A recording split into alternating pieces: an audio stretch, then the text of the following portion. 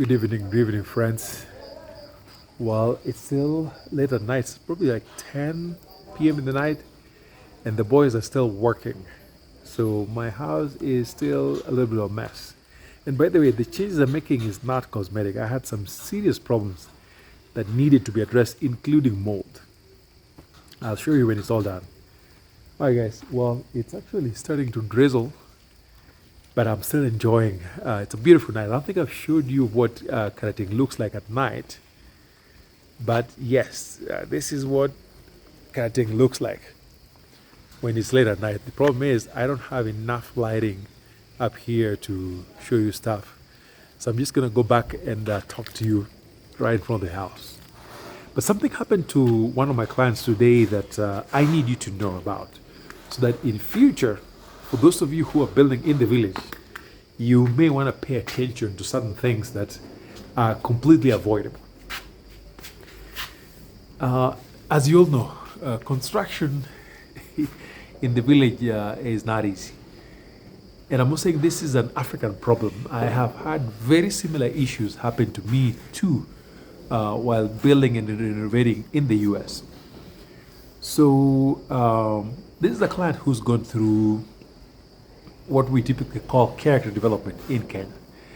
And that usually means getting swindled or getting some rough experiences around pricing, around poor quality products. And usually when that happens, people get extra sensitive. And so when I meet clients who have been character developed, I tend to apply a little bit of TLC, knowing that these folks have survived a whole lot. So I'm going to explain to you what happened to him. Hopefully, when you come to Africa and you're building, you may be aware of some of these things. And by the way, just so you know, in my experience, there's a significant number of suppliers, builders, and all that that are really, really wonderful. The guys I work with have been more than honorable. But of course, there's also a significant group of folks who are just completely unscrupulous. So, just as it is true, at least in the US context, you'll find some good guys, you'll also find some bad guys. In Kenya as well, you'll find some really honorable folks who will do the right thing, but there's some folks who always consistently do the wrong thing because they're interested in making money as opposed to delivering for clients. But over time, though, I've actually developed a big network of people who are really honorable. For the most part, I just need to make a call and then pay for stuff. And in fact, actually, I would say maybe 50% of the folks I work with in terms of suppliers, I've never met even in person. Because typically I just make a call, pay for stuff, and they deliver exactly what I want. So when I tell you this story, I don't want you to think that Kenya is made up of this jungle where folks come in and do all kinds of terrible things. No. We have those folks, but we also have exceptionally nice folks. But before we unpack all of that, friends, welcome to Kisumu Karating. Today I'm filming from a very odd location. As you can tell, my house is a big mess. I'm doing some reno work, but most of it is I had some incredible serious issues that needed to be fixed on time. And I'll explain to you later. If you enjoy our content, we film from Kisumu Karating in Western Kenya. Please subscribe, guys. You gotta get us to 100K. I know we're making good progress, but we gotta keep going. That said, as you know, I help people with construction work. I help people with linking folks to land buying, buying built-up properties, interior design, architects, and all that. So if you need any support, my number is here below. Reach out. I'm more than happy to connect with the right folks. So anyway, friends, so this client of mine is recently introduced to me. He lives somewhere in the Midwest in the US. Started building, the structure is done. Now it's mostly the roof and the interiors. So he's home, and one of the things he committed to doing is that he wants to be able to purchase materials on his own. Something I highly recommend if you have the means and the ability to do it. And the reason he's doing this is that the folks who started his project initially really messed him up. When I looked at the BQ that he was given, something like cement, they were charging him like 1,200, like some really extraordinary amounts that are not typical. So when he came home, he realized he has lost a ton of money, mostly on materials.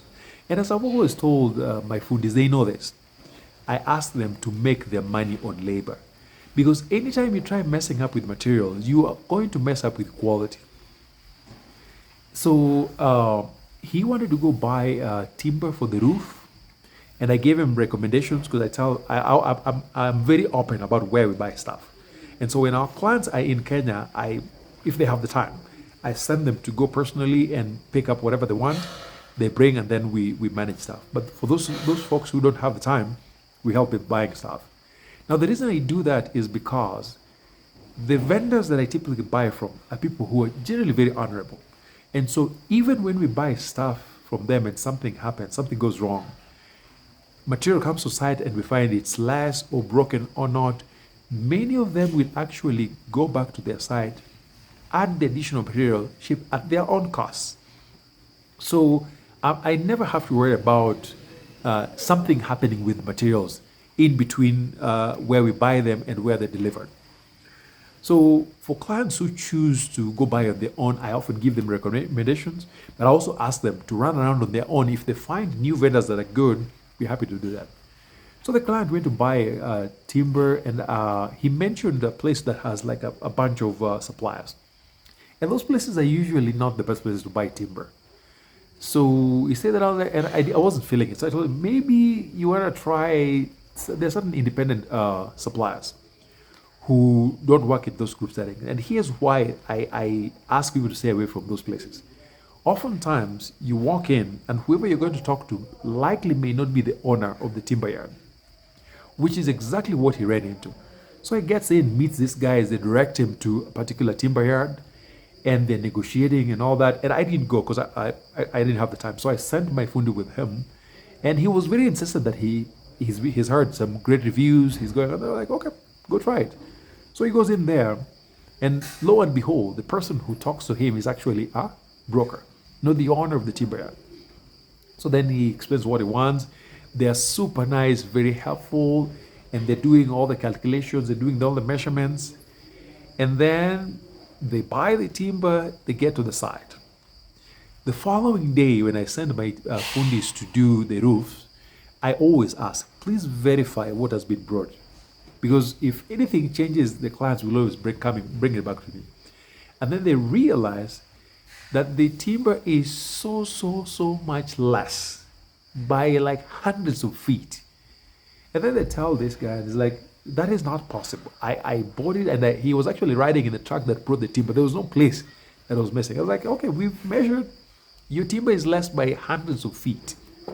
And indeed, we measured it like, so then he goes back. What he didn't realize was that the person who was talking to was actually a broker.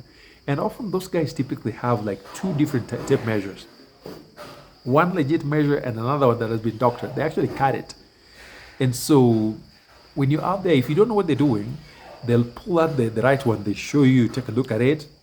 And then they kind of distract you for a second and switch the tape measures.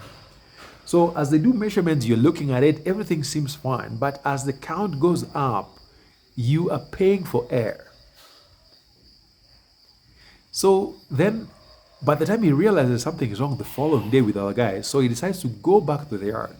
And this time around, I actually went with him because I got the description of the broker that he talked to. And as soon as we get to this point, I could see the broker guy just disappear. So then he goes into the office, and then he's shown the receipt, and then he realizes that actually the fewer feet that he ended up with is what's on the receipt. So apparently the broker charged him the big amounts and then took the piece that he wanted top of it and then paid the owner of the timber just the right amount of timber that ended up at this place. Folks, just so you know, I understand when you've been character developed, you want to help. But just because you're there physically, it doesn't mean you're going to prevent some of these things. So it's helpful to work with people who know what they're doing, because things like timber, things like stones, sand. I mean, I can look at a pile of sand and tell you how much that is. You can do that if you're not in the field. So it's okay to get help from people who know what they're doing. Unfortunately, there is nothing we can do. He has to pay again for the missing feet that he had already paid for. So friends, sometimes, like I said, just because you're there in person it doesn't mean that they're going to honor what you need. So it's okay to work with people who know what they're doing. And yeah, so that's the painful lessons that I had to deal with today. And that's all I have to share with you today. I'll see you tomorrow. Thank you.